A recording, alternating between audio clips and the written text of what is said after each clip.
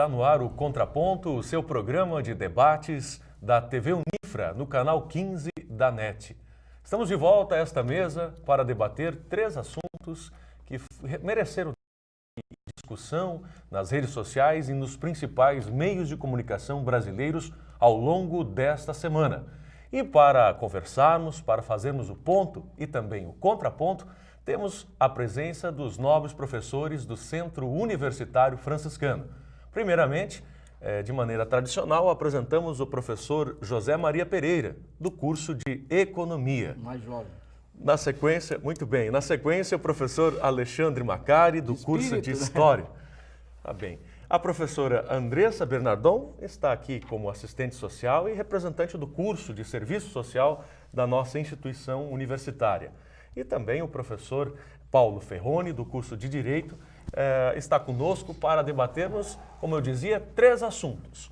O primeiro deles, racismo no futebol, mais uma vez, mais um caso. Já falamos sobre Ting e agora vamos falar sobre o árbitro Márcio Chagas da Silva, que pede punição para os racistas que jogaram bananas no seu carro e também lhe ofenderam num jogo do Campeonato Gaúcho.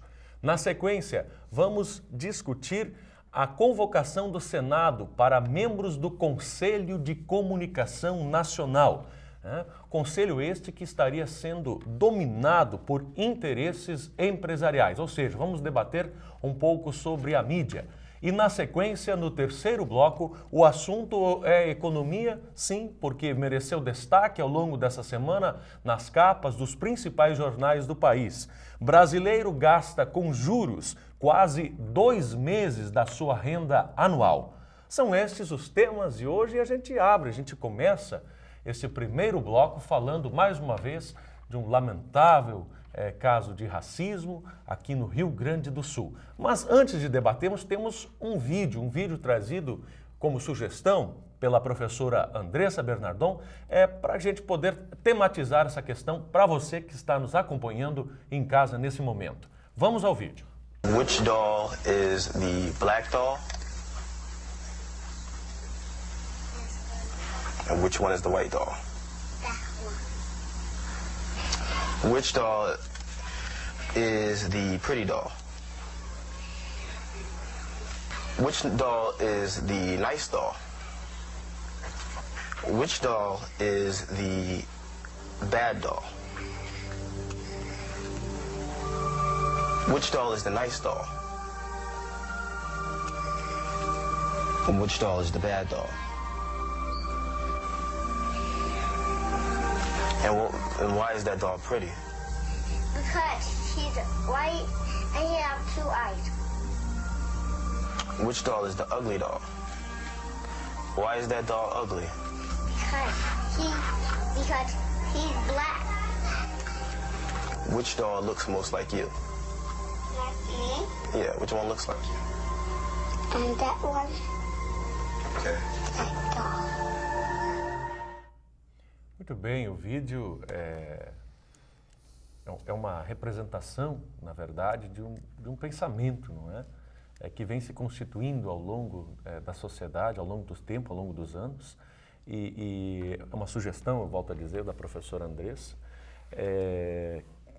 para esse tema do racismo. Nós já falamos um pouco sobre isso e acho que hoje nós podemos focar na questão da punição, que me parece que nós deixamos arestas ou não falamos tanto sobre isso no programa passado, quando tratávamos sobre essa temática, mas a partir do caso do jogador de futebol Tinga. Mas estamos falando de futebol de novo. Eu abriria hoje com a professora Andressa esse assunto, já que ela trouxe o vídeo, não é, professora? Porque qual foi a intenção do vídeo, Andressa? O vídeo ele mostra, assim, ele é bem claro, né, que o preconceito ele está presente no início dos nossos ciclos de vida. Apesar de nós sermos um país, né, mestiço, preconceito, racismo dentro do Brasil é muito grande, né, principalmente em regiões onde se predomina mais a identidade negra, né, ou como que ele fala, etnia negra, que é na região do sudeste do país. E o preconceito, como mostra ali no vídeo, ele é um obstáculo nas nossas vidas, né? Eles são vítimas, assim, os negros são vítimas de brincadeiras, de apelidos pejorativos, e isso eles levam para o resto da vida deles. Não só eles, nós também, quando estamos fazendo esse tipo de brincadeira. Nas escolas, hoje também, elas, onde deveria ser formadores de cidadãos, a gente forma o quê?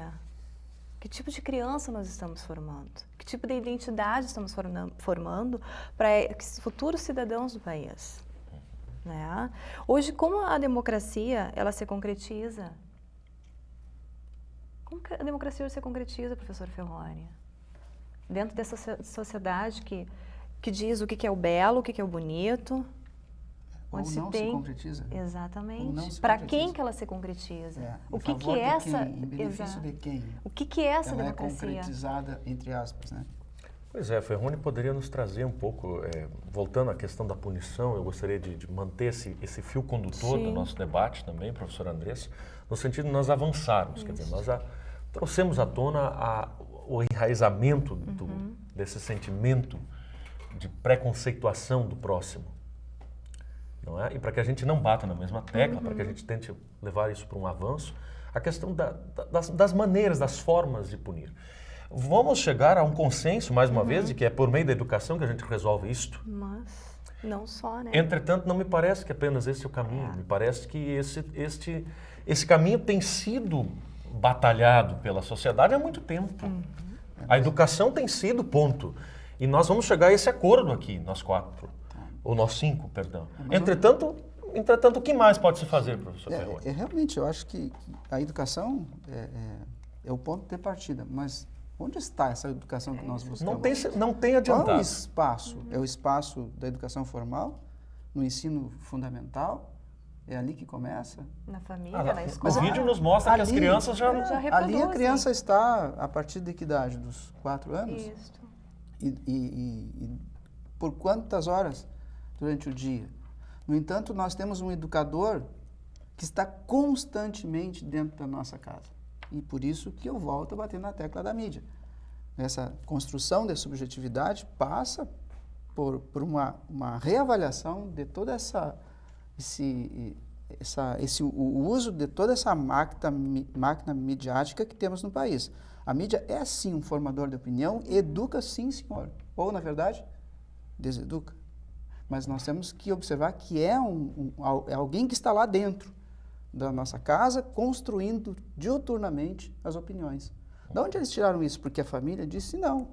Das informações subliminares, do herói branco de olho azul, da princesa loira, da princesa loira, dos filmezinhos que eles assistem, das meninas não sei o quê. Então, cadê o herói negro? Onde é que está o herói negro? Cadê os valores que nós precisamos cultuar? Onde é que estão esses valores? Eu acho que começamos por aí. Bom, o professor Ferroni bate na questão da mídia e nas como espaço de educação. Tá certo. Dos mais importantes. E ela, como geradora, ou uma das geradoras desse preconceito, e nela talvez requerendo à mídia, então, alguma ação por parte da sociedade de modificação dessa reflexão, desse reflexo da própria sociedade. A mídia faz um reflexo. Não é por nada que consta da nossa Constituição. Bom, mas nós vamos adiante na nossa mesa, porque esse é o ponto de vista dele. Se me permite... Por favor, Alexandre. Michael, o professor Ferroni falou dessa questão da educação e falou também de filmes e, bom, como eu também estudo história de cinema, recentemente foi premiado nos Estados Unidos o filme 12 anos de escravidão, que é um filme emblemático em se tratando das questões, não tanto do racismo em si, mas na forma como aquela sociedade do século XIX e antes funcionava nos Estados Unidos.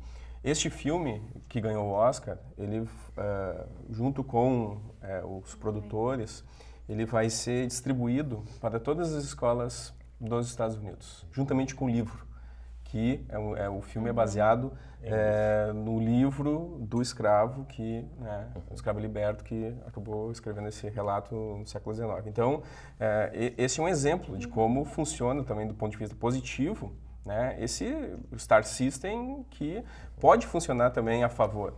Vai como os interesses econômicos e financeiros É um contraponto aqui a posição do professor Ferroni nesse sentido.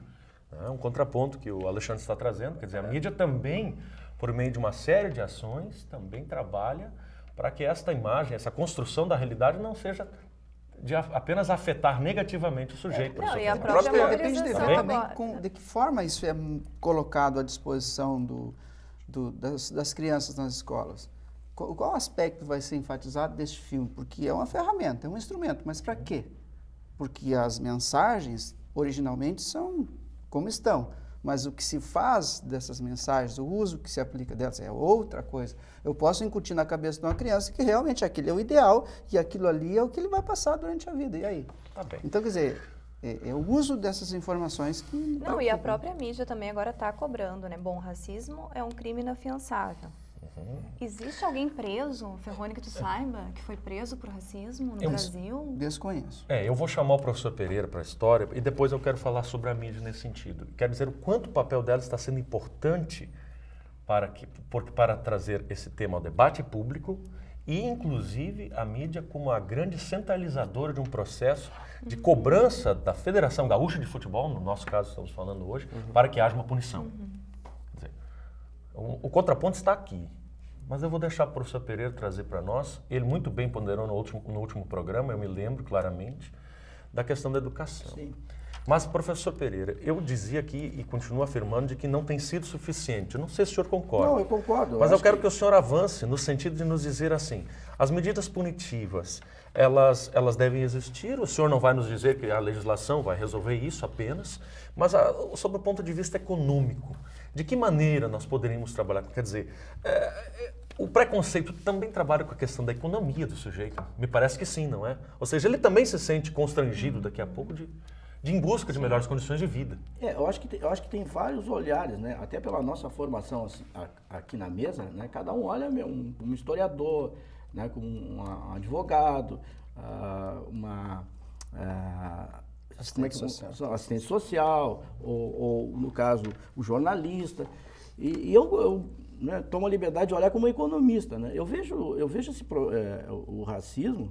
E a gente vê, esse vídeo eu já tinha visto ele na internet, acho que teve muitos acessos e tudo mais, porque eu acho que ele choca porque mostra, acho que deve ser nos Estados Unidos, onde se passa, e a gente vê, os Estados Unidos é um país com um nível de educação supostamente muito maior, por isso que o Brasil, né? Então, quer dizer, a educação por si só não resolve. E o crescimento econômico também, por si só, é algo controvertido, porque no próprio Estados Unidos, né, que é a maior economia do mundo, a gente percebe que o racismo, por exemplo, desde a Martin Luther King, né, até Martin Luther King sabia que, por exemplo, os brancos não podiam entrar no mesmo ônibus, os negros nos mesmos ônibus que os pretos. Os mesmos bares. A gente tem, inclusive até hoje existe, seitas como a Ku Klux Klan, por exemplo, nos Estados Unidos, que ainda né, persegue os negros. Né? Então a gente vê, mas eu acho que ao longo de todo o processo, né, as classes, acho que o racismo faz parte da dominação. Né? As classes dominantes, ou seja, aquelas que têm maior poder econômico e que ocasionalmente são os brancos, impuseram essa visão que passa, inclusive, para as crianças. Óbvio que a mídia hoje, concordo com o Ferroni, tem muita responsabilidade nesse processo, até pelo grau de exposição que as crianças têm hoje em relação à mídia. Né? Às vezes os próprios pais que têm que trabalhar deixam a criança numa alta exposição a todo esse processo. A gente vê ainda, mesmo nos Estados Unidos, o Alexandre se referiu a filmes, os negros, com raras exceções, não ocupam os papéis principais. Essas séries, por exemplo, de televisão, eu acho muito engraçado, porque aquele papel secundário lá do delegado, o da agente policial, que aparece muito pouco no filme, geralmente é o negro, às vezes até é o chefe de polícia. Então, quer dizer, eu acho que a educação, eu concordo que a educação não resolve. Agora, especificamente na questão da punição. Eu acho que é um processo, eu acho que, vamos dizer assim, uma punição do ponto de vista legal, eu acho que ela vamos dizer assim, ela tem um alcance limitado. O que eu acho que é uma questão, talvez, do meu ponto de vista, muito mais moral, entendeu? Uma questão muito mais ética, né? Na medida que as pessoas se conscientizarem que a cor da pele não faz diferença alguma, né? E, aliás, até algumas políticas, por exemplo, que a gente tem de inclusão do próprio governo, né, que é o caso, por exemplo, da cota de vagas das universidades para negros, eu acho que, na verdade, ela reforça o preconceito, né, mostrando diferença de classe. Não, então os negros temos que ajudar. Na verdade, teria que se ajudar os pobres, de um modo geral, sejam brancos ou funciona negros. como resgate, né? Essa é a minha opinião. Uma dívida histórica. Não, mas é uma dívida histórica que todos os países que tiveram escravatura têm essa dívida histórica. Devem ter Todos têm cotas, dívida histórica. Mas aí, Alexandre, eu discordo, porque essa dívida histórica, a educação, por si só, não resolve o problema econômico. Não adianta ter doutorado e pós-doutorado e não ter emprego. Esse é o processo. A teoria do capital humano diz isso. Então o governo acha que através da educação vai pagar essa dívida. Mas eu acho sempre que não. que o acesso a boa qualidade de vida e uma situação financeira estável passa pela educação. Sim, mas não acho que o principal é o fato do sujeito ser pobre e não pelo fato de ele ser negro? Porque senão tu vai abrir, Com certeza, aí tu vai abrir um no entanto, preconceito nós pelo temos lado dos muitos brancos. negros pobres, a maioria dos negros Não, são pobres. claro, porque a maioria dos negros são pobres por todo o processo histórico da escravatura, etc. São pobres. Então, se nós privilegiarmos os pobres, automaticamente privilegiaremos os negros. No entanto, essa dívida com os negros, ela tem causado... E no caso do Márcio Chagas da Silva, a Federação Gaúcha está sendo cobrada pelo Ministério Público, não é, para que puna a equipe, no caso ele acusa os torcedores do Esportivo de Bento Gonçalves, não é, que teriam jogado as bananas, chamado ele de ladrão, safado, imundo e outras palavras nesse sentido. O próprio Ministério Público pode agir independente, buscando aqueles que o agrediram e representar contra eles. Agora, o clube merece uma punição, professor Ferroni? O clube merece uma punição por poucos que praticaram essa é uma questão que eu, pessoalmente, ainda não tenho uma opinião definitiva, mas eu acho que o clube não. No entanto, há como definir identificar quais são as pessoas e não punir simplesmente o clube. Agora, a certeza de punição é o que mais importa. Não só em tese, mas a certeza de punição é o que importa. Seja ela qual for. Pode ser até econômica, mas a certeza de punição modifica o comportamento. Uma questão também, indo contra a questão do professor Ferroni, eu penso que o clube sim tem que ser punido. Por que, Alexandre? O clube tem que ser punido por uma razão, né, que todos ali seriam torcedores do Esportivo. Né? Bom, a desculpa é sempre, é uma meia dúzia que está, né, fazendo bobagem. Bom, se são uma meia dúzia, identifica essa meia dúzia. Né? Quem identifica? Bom, os próprios torcedores que estão em volta que não são racistas. Então, se o clube passar a ser punido, esse tipo de coisa deve ação vai desencadear um processo de dedurar, de indicar aquele que está sendo... E não vai ser mais um espaço de discriminação, preconceito. Agora tem uma coisa, né? Punir o Esportivo é fácil. Eu quero ver punir o Grêmio, por exemplo, ou o Internacional, quero ver punir esses grandes clubes. Mas o clube não é quem vai e que senta na arquibancada. Quem vai, senta e grita e faz é o torcedor. Vai punir o clube, mas o clube não está lá. Não é impedir. Mas eu concordo com o Alexandre, porque mas esta ação evita que haja esse tipo de comportamento. Por quê? Porque você vai dedurar o cara. O cara que está sentado lá vai ficar com medo de abrir a boca. Eu acho que eu sou do esportivo. Eu acho que funciona. A torcida faz parte. Eu acho que funciona. Eu sou cético a respeito disso. Acho que não. Eu acho que pode funcionar. Se o clube for rebaixado, se os jogos for tão fechados, se o clube... Mas aí nós estamos cometendo uma outra injustiça, quer dizer, o justo paga pelo injusto, quer dizer, que não teve nada a ver com isso. Mas e quem é que está pagando?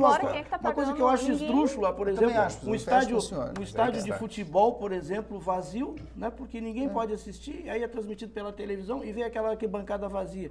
Mas o clube, quer dizer, o clube vai saber, por exemplo, o Lindo falou, Grêmio Internacional, tem milhares de torcedores, como é que eu vou identificar um pequeno grupo que faz isso? Se o senhor do meu lado está gritando ação racista, eu posso te denunciar, professor. Mas independente do clube. Eu vou lá infiltrado. Mas é essa a questão. questão. Infiltrado lá na torcida do Inter, atiro banana, chamo de macaco, não sei o quê. Mesmo caso, professor. E aí?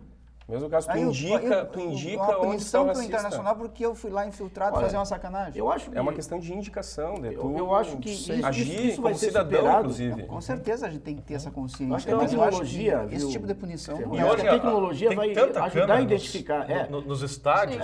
Elas têm que ser inclusive elas têm essa função de garantir a segurança. Sim. Não Eu é? acho que aqueles torcedores do Corinthians, no caso, Exato. foram identificados pela câmera da TV. Claro, foi sorte até, mas eu acredito que esses estádios do Grêmio ou do Inter agora, ultramodernos, devem ter câmera em tudo quanto é lugar. Então, eu acho que fica mais fácil Tem identificar aquelas super câmeras que verdadeiros conseguem identificar as responsáveis. pessoas O individualmente. senhor acha, né? portanto, que... Não, eu acho que o clube não deve o ser clube não punido. deve ser Não, na punido. minha opinião, não. Acho que não é Professor, responsável. Eu acho que ele deve porque o torcedor faz parte do clube. Quem faz o clube é o torcedor. O clube Se só o existe... torcedor...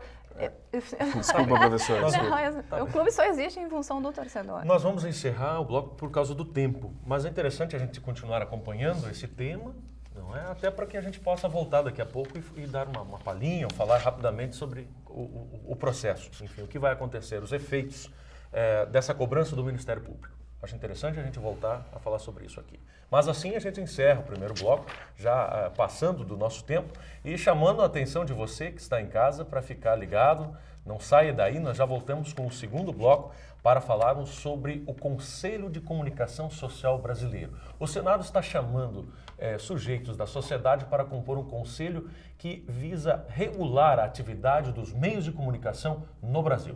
Voltamos na sequência.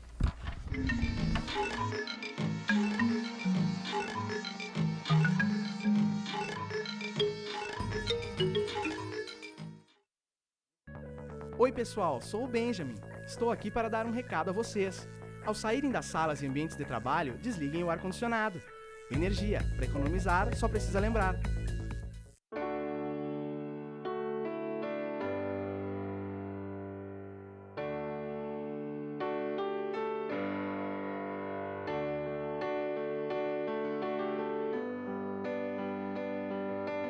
E no fim de tudo, pipa e vento, num belo momento, vão chegar ao céu.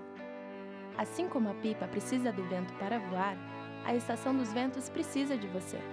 Colabore!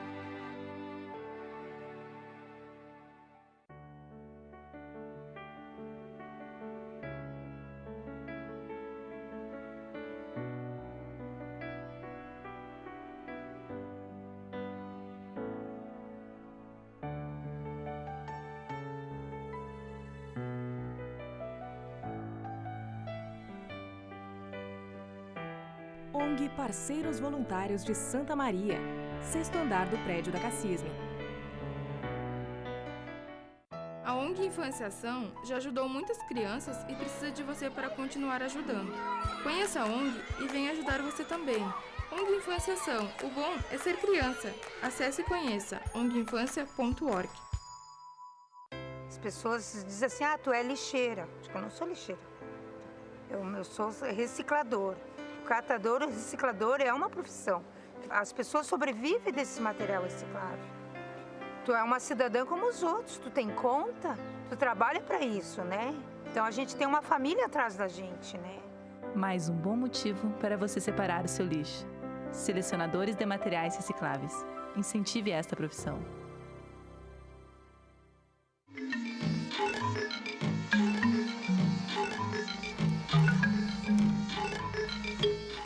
De volta, segundo bloco do Contraponto, trazendo para você mais um debate, mais um assunto para a gente discutir aqui. E dessa vez o assunto é sobre a mídia, o campo midiático. Uma sugestão é da professora Andressa para falarmos sobre um órgão que existe, mas que estava inativo por muito tempo e volta ao debate, inclusive nos grandes jornais, porque causou polêmica. Por que causou polêmica? O Senado está convocando sujeitos, representantes da sociedade e principalmente donos de meios de comunicação para participar do chamado Conselho de Comunicação Social. É um órgão governamental, um órgão que existe, que tem a função de regular o conteúdo transmitido pelos meios de comunicação, em especialmente a rádio, TV e jornais impressos. Esse conselho também regula a internet, mas ainda não com tanta eficiência. Por quê? Porque ainda está passando por um processo de renovação da sua cartilha, enfim, da sua ementa de trabalhos. E esse conselho está sendo convocado, não é?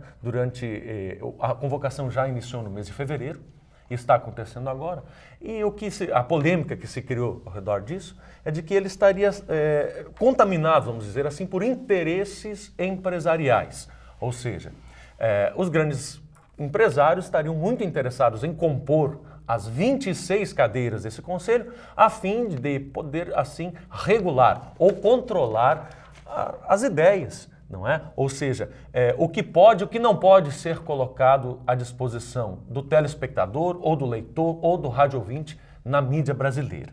E o debate vai ao encontro de um tema que o professor Ferroni traz à tona praticamente em todos os nossos programas. O papel da mídia na formação da opinião pública do brasileiro, do sujeito, não é?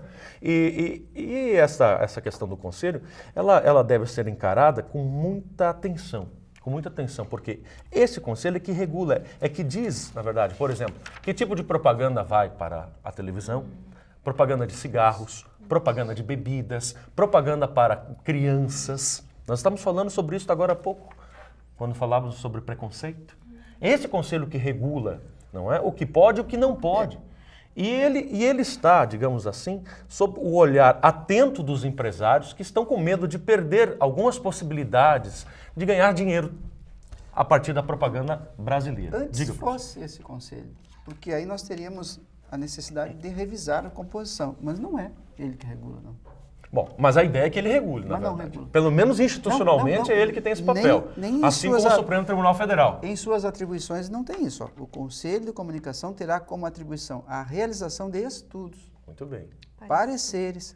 Recomendações e outras solicitações, mas isso não obriga, não é uma... Ele é consultivo. Ele é consultivo. É consultivo, mas não delibera coisa nenhuma. E outra coisa, eu acho que... A propaganda, acho que é o CONAR, né?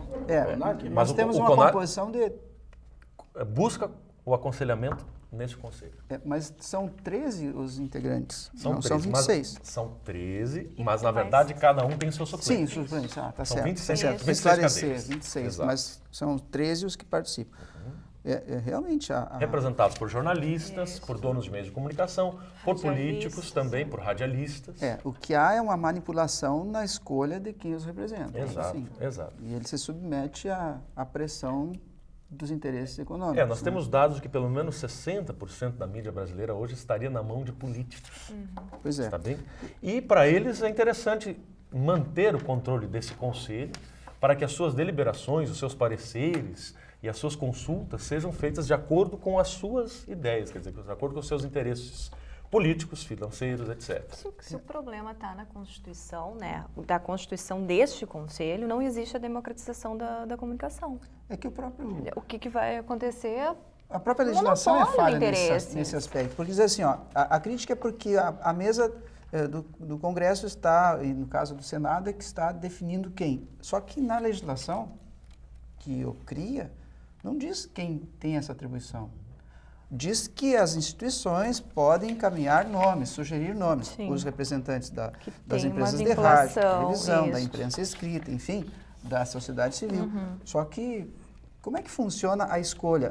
Tudo bem, é em votação no Congresso, mas a indicação dos nomes, se os nomes não vêm até o Congresso, o que está acontecendo é que as mesas estão indicando os nomes. E aí a manipulação.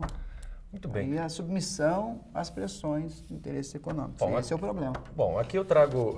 por que o tema se torna importante? Né? Porque esse órgão, ele emite estudos, portanto, parecer recomendações, para trabalhar com uma questão importante que eu circulo aqui nos documentos que eu trouxe para ler e debater sobre liberdade de expressão. Né? Ou seja, a capacidade de eu poder dizer aquilo que é necessário. Nesse ponto, né? Eu vi a matéria que é sugerida pela Andressa e vi que essa matéria foi feita pela revista Carta Capital. Né? Bom, eu já falei aqui uma outra vez que eu acho que essa revista Carta Capital é chapa branca. Né? Infelizmente, o Mino Carta, que é o editor, foi editor da Veja e tudo mais, mas depois que o PT assumiu o governo, a Carta Capital ficou uma revista chapa branca, realmente apoia praticamente tudo que o governo faz. E existe vamos dizer assim, uma briga, entre aspas, né, do Mino Carta, que é o diretor da revista, em relação, por exemplo, aos gastos de publicidade que o governo faz, digamos, em outras mídias, né? Digamos, vamos colocar os nomes, Rede Globo, por exemplo, etc. e tal. E que esse rateio não favoreceria, por exemplo, a pequena imprensa, digamos, a pequena mídia. Então, eu acho que, quer dizer, a matéria eu acho que tem que ser olhada assim com certo cuidado e ele procura estabelecer, eu sou absolutamente contra estabelecer qualquer tipo de censura à imprensa, né? Então, quando à medida que se cria um conselho, né, eventualmente, se passaria por uma censura, qualquer restrição à imprensa. Eu acho que é óbvio que a imprensa não pode cometer desatinos, manchar currículos, como às vezes acontece. Mas aí existe o judiciário para reparar essas injustiças. Eu acho que isso é fundamental. Nos Estados Unidos, eu acho que a 4ª emenda, né, que é da imprensa, isso é uma coisa que lá a gente sabe que acontece. Se não fosse a imprensa, e eu estou incluindo aí o cinema, etc., crimes como aconteceram no Afeganistão, no Iraque, na Guerra do Vietnã, passariam impunes, né? Isso daí muda muito. Então, eu fico com o pé atrás. A história de fazer conselhos, como é no caso específico lá do Congresso, né? A gente sabe que a cada momento é um escândalo, acima de escândalo. Imagina se a mídia não noticiasse. Vou dar um exemplo de hoje, de ontem, né? Vou citar, está na Zero Hora, está o caso de um senador quase que vitalício aqui do Rio Grande do Sul, que eu vou citar o nome, que é o Pedro Simão, que gastou R$70 mil com tratamento dentário, né, pago pelo Senado. Então, imagina se essa comissão estabelecesse que não poderia ser noticiado matéria sobre os senadores. Como é que ficaríamos sabendo disso? Né? Ele provavelmente é um candidato à reeleição agora, esse ano. E isso certamente vai trazer dificuldades, né, do ponto de vista do seu eleitorado. Então, eu acho que a imprensa tem que ser livre. Obviamente, quem escrever coisas erradas na imprensa, judicialmente pode ser acionado. E é o que acontece. Mas o valor desse conselho, embora consultivo, ele é de... Eu discordo, professor Pereira. Com certeza. Muito. Eu acho que o conselho precisa existir. Olha só, ele defende os interesses da pessoa e da família diante desses programas, promoção da cultura nacional e regional, finalidades educativas e artísticas, a própria concentração da mídia. É tudo isso. A própria concentração do poder midiático na mão de poucos. A questão da TV digital está sendo debatida pelo Conselho, inclusive. A inserção na TV digital e os benefícios ou não para trazer essa tecnologia ao Brasil. O incentivo da produção independente eventualmente, também, na minha opinião, esse Conselho só teria utilidade, e eu acho que é para isso que ele existe, como assessoria dos parlamentares para que eles eventualmente pudessem apresentar projetos nessa direção. Porque a concentração da mídia, a penetração do capital estrangeiro na mídia e tudo mais, isso é uma questão econômica. Né? Se não forem estabelecidos limites legais, e aí só o Congresso que pode fazer, então eu vejo nesse sentido, até concordo. Isso é uma questão importante que o professor disse, por quê? Porque esse Conselho, na verdade, ele não atua nesse sentido. E a gente se submete a esse oligopólio e monopólio da mídia. Diferente do que aconteceu recentemente no México, que o presidente Henrique Peña Nieto regulou a mídia lá e está ao lado da Argentina e da Venezuela com uma abertura muito maior às pequenas empresas. O Conselho vem também, pessoal, o Conselho vem também, a gente fala muito isso nas aulas de jornalismo, o Conselho vem também ao encontro daquelas pessoas que vão buscar o Conselho para expor problemas da mídia, quer dizer, a família Collor, né? A família Magalhães, que concentra os grandes meios de comunicação no norte do país, quer dizer, não é? Eles fazem uso da máquina midiática para se reeleger. É justamente uma questão que eu ia destacar. O Conselho pode ser utilizado também como uma ferramenta de dizer, olha, isso aqui está errado. O problema... Pode acionar a sociedade. Já devia ter feito, não faz. Não faz porque é mal escolhido. O problema justamente está nessa questão. Na tendência. Se são empresários que têm acordo com esses políticos, então aí está o erro, eu concordo com o professor Pereira nesse sentido, porque, qual é o sentido da existência desse conselho? Não tem autonomia. Para que voltar? O Conselho precisa voltar. O cara paga a campanha eleitoral do sujeito que está lá. Como é que os políticos são eleitos hoje? Através do próprio empresariado que escolhe... Isso, a regulação da mídia e a reforma eleitoral são duas coisas importantes. Por outro lado, como poderia ser formado um Conselho de Comunicação Social isento? Primeiro, isenção não existe. Mas isento de interesses diretos. Mas aí que está, quer dizer, é preciso que pessoas com boas intenções também componham o Conselho, que consigam penetrar nesse processo. Mas aí de boas intenções o inferno está cheio. O que vai acontecer?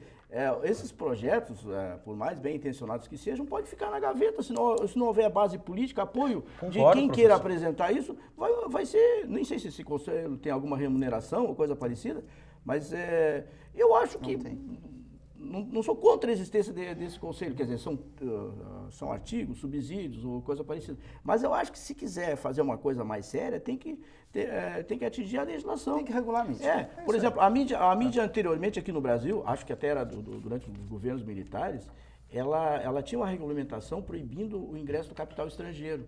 Então se veiculou muito tempo que a Rede Globo, na verdade, que cresceu à sombra do regime militar, ela teria uma participação da Time Life norte-americana, né? Que nunca se conseguiu provar exatamente isso. Mas depois, hoje, eu acho que o capital estrangeiro pode entrar na mídia, eu acho que sem problema. O Big Brother Brasil é um programa em parceria com grandes empresas. Eles investiam muito na mídia brasileira justamente para buscar defender os interesses econômicos deles, né? Então, embora não participassem diretamente, mas indiretamente eles estimulavam economicamente muito bem a nossa mídia. Parte dessas emissoras de canal fechado, principalmente, né, elas têm uma programação norte-americana, principalmente, mas eu acho que dentro de uma regulação, eles são obrigados a ter uma porcentagem de programas produzidos no Brasil, né, com artistas brasileiros. Assim.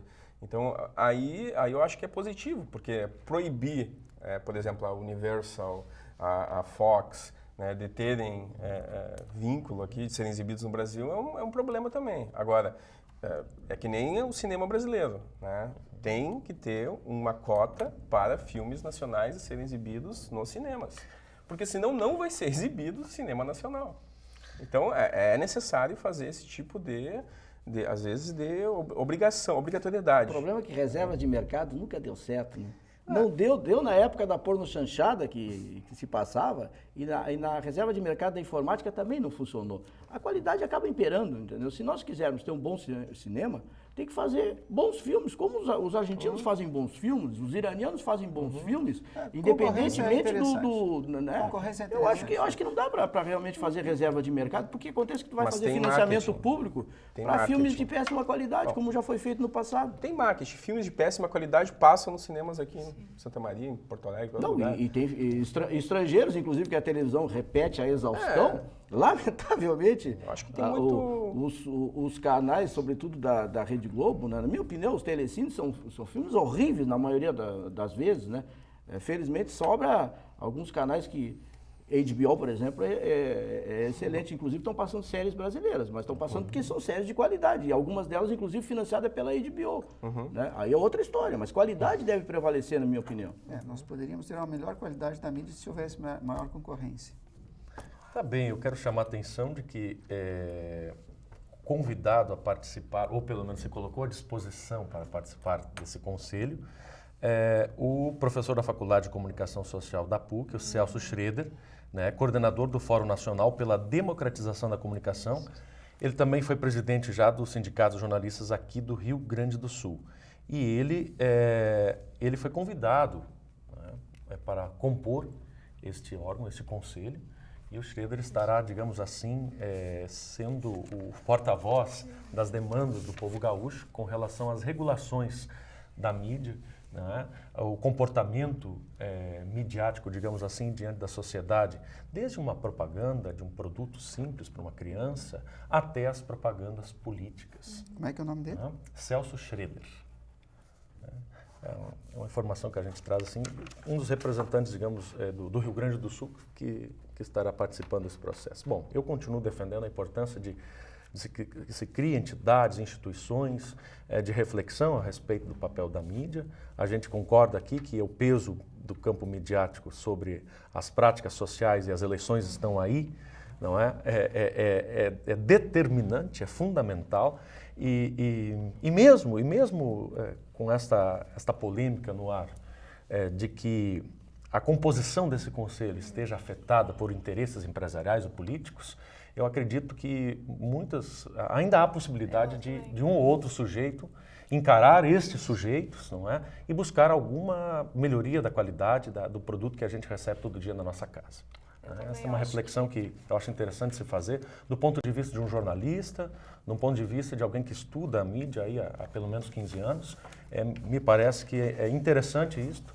É mais um órgão, é mais uma ferramenta visando a qualificação do conteúdo, que por nós aqui é unânime, afeta, não é? E mexe com a opinião das pessoas. Bom, a gente encerra esse bloco para voltarmos na sequência e falarmos de economia, sugestão do professor Pereira.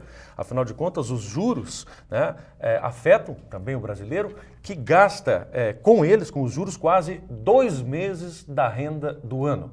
Voltamos na sequência, fique conosco.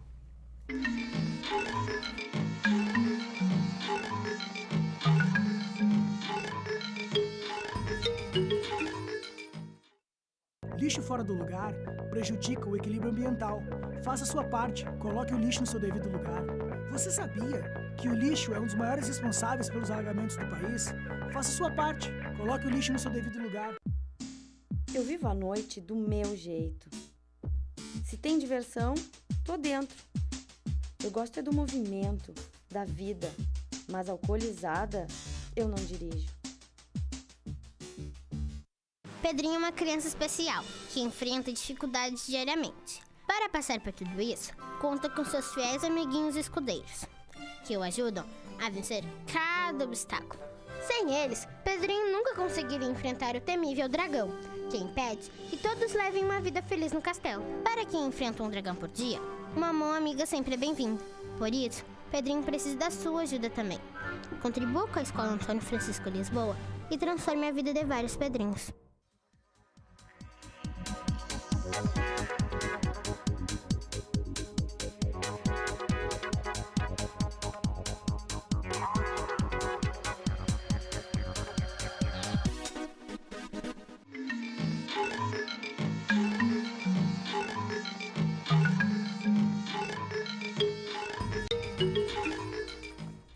De volta ao terceiro bloco do Contraponto para falarmos de economia. Afinal de contas, diagnósticos, números lançados nos meios de comunicação ao longo dessa semana trazem a seguinte afirmação: brasileiro gasta com juros quase 2 meses da sua renda anual. Foi manchete do caderno de economia de mercado, inclusive da Folha de São Paulo. O professor Pereira fez questão de nos trazer hoje aqui à mesa.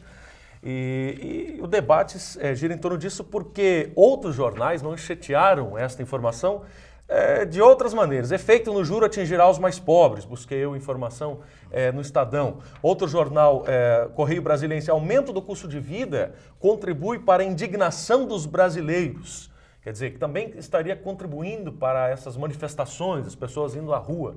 É isso, professor Pereira? Não, olha, o Maicon até falou que eu sugeri essa matéria, e ela é recorrente a todo momento, nós vamos voltar a falar sobre essa matéria. Mas como um jornal de grande circulação, talvez de maior circulação do país, noticiou isso no domingo, né, acho interessante e dando novos dados, porque na semana passada também, nós não comentamos aqui, mas a taxa de juro básica da economia, a Selic, aumentou de 10,5% para 10,75%. Foi um aumento pequenininho, 0,25%, mas nós já estamos no mesmo patamar de antes da queda da Selic, do início do governo Dilma. Então, quer dizer, voltou tudo como era antes. Óbvio que essa taxa não é uma taxa cobrada pelo mercado financeiro, é uma taxa que baliza os títulos do governo, mas ela é referência para a captação dos bancos, né? Então, o que acontece? Sempre que o governo aumenta a sua taxa básica, óbvio que as aplicações financeiras, todas elas ficam pouquinho, 0,0 alguma coisa, quem tem dinheiro na poupança, melhor. Mas aí os bancos aproveitam e fazem um aumento geométrico, né? E não aritmético na taxa de juros. Então, saiu essa matéria mostrando que quem ganha mais ou menos líquido, na faixa de R$800 por mês, acaba comprometendo com dívidas, quase 2 meses do seu salário durante o ano. Então, acho que essa é uma informação importante, porque quem ganha menos, né, evidentemente, é quem tem necessidade mais de se endividar e entrar no crediário.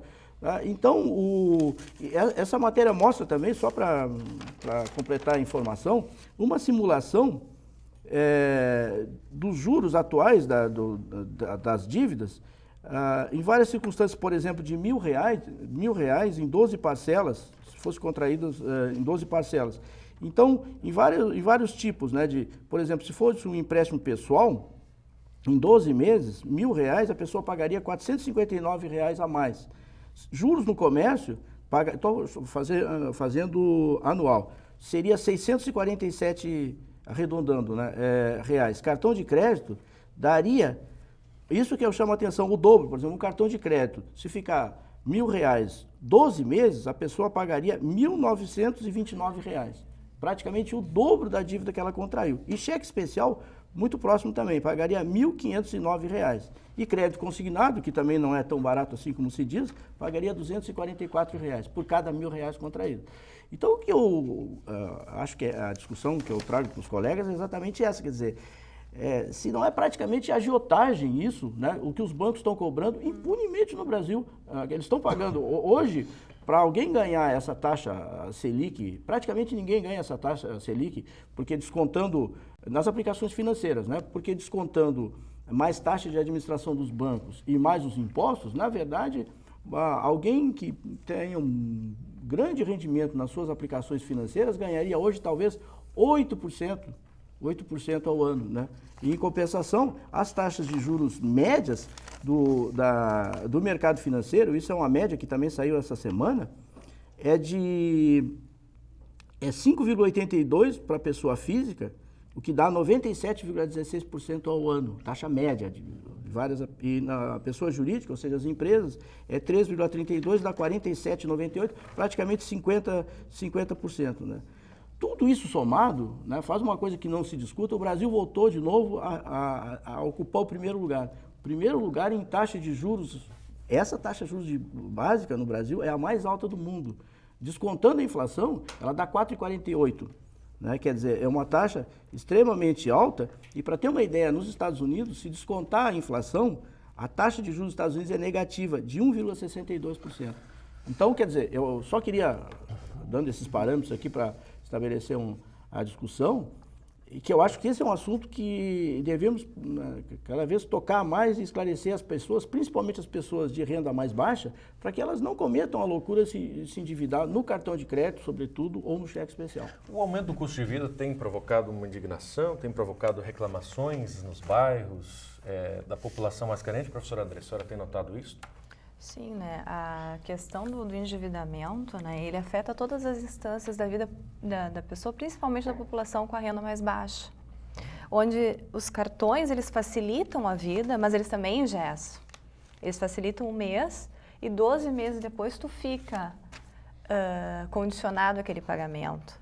Aí tu trabalha um mês, trabalha outro mês e tu vai todo naquele ciclo, pagando, chega uma hora que tu já não usufrui mais.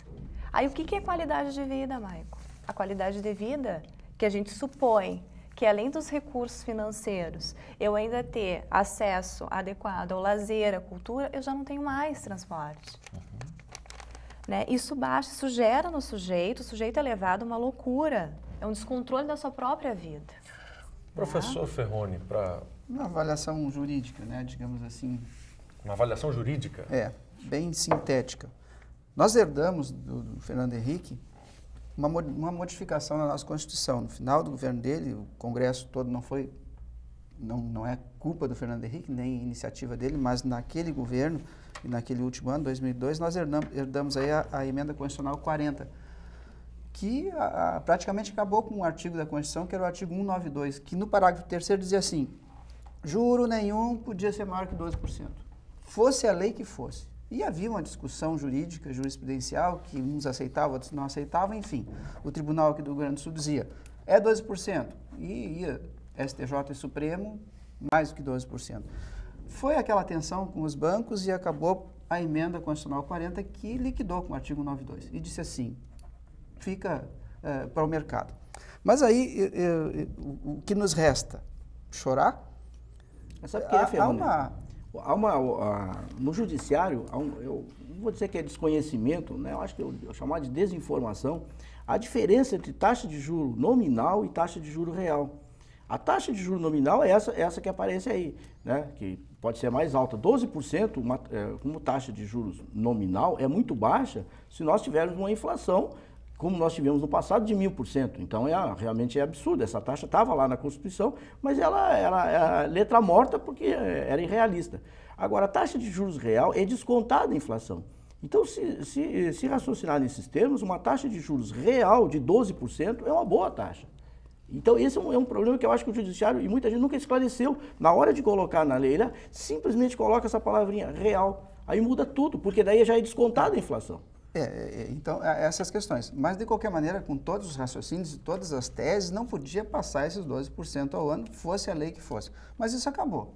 Então, a única salvação que tem hoje o consumidor e aquele que toma empréstimos em banco é um raciocínio um pouco diferente. Mas hoje nós estamos assim, vinculados à decisão do Supremo que diz que o juro é remunerado segundo a tabela do Banco Central. E o Banco Central lá, então, define juros para cada uma das operações, como o senhor falou, pessoa jurídica, pessoa física, e isso varia. Então, tem as tabelas. Não pode o tomador do empréstimo se submeter a uma tabela maior. Tem que ser aquela ali. Pois é. Então, tem casos às vezes, que ele está pagando a menos, reclama em juízo e acaba pagando mais. Mas o Ferroni, o que o Banco Central diz é que a tabela deve ser fixada nas agências do banco, as taxas e tudo mais que cobra. Mas não diz... Não tabela a taxa. A concorrência que tabela a taxa. Que o STF adota. Mas há uma outra tese que vem por aí que conjuga 3 artigos. Um artigo do Código Civil que diz que as taxas, sejam elas de capitalização, enfim, anual e tudo mais, não pode passar a do artigo 406 do Código Civil. O Código Civil novo estão vigorando, os dois. E o 406 diz assim, que quando os juros remuneratórios não foram convencionados ou forem, enfim, passa a valer o artigo 161 do Código Tributário Nacional, que também está em vigor. E esse artigo 161 do Código Tributário Nacional é o que diz e o que limita a 1%, ou seja, 12% ao ano. Então, conjugando os 3 artigos, o 591 mais o 406 e mais o 161, que é o que define... Mas não diz que é juro real. Mas diz 12%. Pois é, mas 12% tu não sabe se é nominal ou real. Total, não pode passar disso. Pois é, mas aí que tá. Essa confusão existe... É quase irritante, porque existe um analfabetismo econômico, também, quase mas isso. Porque não diferenciar uma variável real de uma variável nominal é uma coisa básica. Por aí, mas aí que está. Infelizmente acontece isso. O senhor me fala isso, eu não sei não. Se o judiciário tivesse colocado essa palavrinha real e colocasse 12% em real, tudo bem. Quando o sujeito é acionado na justiça, ao invés dele pagar essa exorbitância que nós mencionamos há pouco, ele pagaria os 12% e estaria de bom tamanho para o banco. Eu como advogado, lhe digo, eu só sei o que é remuneratório e moratório. Moratório é quando venceu a dívida e o remuneratório é aquele que os economistas e advogados têm que trabalhar mais juntos. Mais juntos. Tá bem. Bom, mas o senhor falou uma palavra-chave aqui, analfabetismo econômico, é isso? Eu não estou falando no sentido negativo, mas as próprias pessoas, essas pessoas que ganham R$800 que depois vão lá pagar o absurdo, né? Porque a gente coloca no custo de vida, o que pesa é aluguel, alimentação, só que agora pesa também juros. E isso ainda não está muito computado no custo de vida e nem na inflação. Pois é, mas o que eu penso é que essas pessoas, por mais que elas leiam essas informações, por mais que isso seja debatido na mídia, eu não tenho visto um movimento contrário ou um movimento inteligente para acabar com esse analfabetismo. Ou seja, eu vejo as pessoas buscando crédito, eu vejo as pessoas gastando mais. Mas aí é que tá. E aí Michael, elas não sobrevivem. Exato. Se não fizerem isso, se não se submeterem Eu concordo com isso, mas aí que eu gostaria de puxar, continuar com o professor Pereira, para que ele pudesse nos trazer talvez alguma dica no sentido de aí é que eu acho como escolher o crédito adequado. Aí é que eu acho que tem a questão jurídica. Como escolher o crédito adequado. Tem a questão jurídica, porque a usura... era crime. É abominável. Toda a nossa história. Né? Só que hoje, na verdade, a agiotagem, e é uma expressão muito forte, mas não tem, os números mostram isso, é legalizada no país. Os bancos nunca ganharam tanto dinheiro quanto estão ganhando agora. É a melhor atividade. Pois é, mas aí vem o poder econômico que nós falávamos há pouco. Quer dizer, se a gente vai olhar as campanhas políticas, agora nós vamos ver que está lá, os principais bancos são os principais financiadores das campanhas políticas. Aí o que acontece? Não vem uma legislação que puna os bancos por fazerem isso. Bom, mas diante da realidade... Falaste em educação, a gente percebe, atendendo as famílias no ambiente jurídico, que esse ambiente jurídico ele exige a participação dos economistas, do assistente social, do psicólogo. E lá, nesses atendimentos, nós já vimos e já proporcionamos que as pessoas tenham isso. Há um projeto da própria Unifra que permite que as pessoas façam análise, inclusive, dos seus orçamentos domésticos. Tem ali um professor de economia que atua e com os alunos na gestão do orçamento doméstico, explicando, esclarecendo, né, professora Andressa? Além desse aspecto psicológico também das questões. Aonde o telespectador consegue esse serviço, professor Fernando? Vamos aproveitar esse é um serviço destinado isso, àquelas pessoas cuja renda não ultrapassa 3 salários mínimos, como é o nosso cliente lá, né? E ele é prestado ali na assistência jurídica da própria instituição, na Silva Jardim com a Rio Branco 639, ou aquele às vezes prédio. O pessoal conhece mais em cima do PROCON, né? PROCON. Muito bem, gente. A gente vai encerrando o nosso programa, não é? Como escolher o crédito adequado, né? É uma pergunta que eu fico me fazendo. Talvez nós aqui não estejamos entrando nesta renda de R$800, mas não deixamos de ser endividados. Exatamente, também. É uma questão para a gente pensar, refletir e sentar em casa. Maicon, a gente acorda pagando. Exato. O despertar. A gente dorme pagando e acorda pagando. Normalmente, por comodidade, a pessoa acaba fazendo mais fácil. Qual que é o mais fácil? Entrar no negativo do cartão de crédito, porque não precisa fazer nada, é só não pagar só o rotativo, o básico e fica lá no negativo. Ou senão aquele atraente que tu aperta na maquininha, o crédito minuto, o crédito ou o cheque especial que simplesmente não faz nada, quer dizer, o teu salário já acabou e o mês continua e vai sempre no negativo, é os mais fáceis.